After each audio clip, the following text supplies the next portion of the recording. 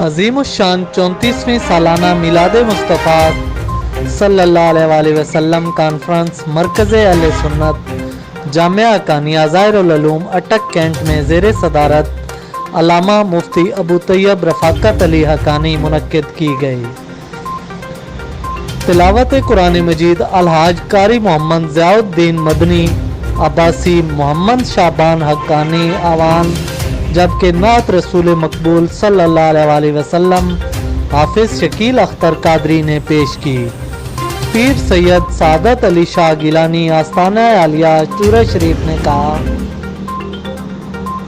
کہ آمد مصطفیٰ صلی اللہ علیہ وسلم سے کائنات میں بہار آ گئی۔ انہوں نے شرکاء سے نماز کی ادائیگی کا عہد لیا اور کہا کہ نماز مومن کی معراج ہے۔ کانفرنس میں علماء کرام و مشائخ اعظام، ڈاکٹرز، انجینئرز، صحافی، مرکزی سیرت کمیٹی اٹک کے نگران اعلیٰ الحاج محمد الیاس چشتی، ڈاکٹر عرفان احمد قادری، عہدیداران اور عشاقان مصطفیٰ نے کثیر تعداد میں شرکت کی۔ عالم اسلام، افواج پاکستان کی سلامتی اور کشمیر کی آزادی کے لیے خصوصی طور پر دعا کی گئی۔ کیمرہ مین راجہ مظہر حسین کے ساتھ Malik Kamran Akhtar, bureau chief, international news اٹک۔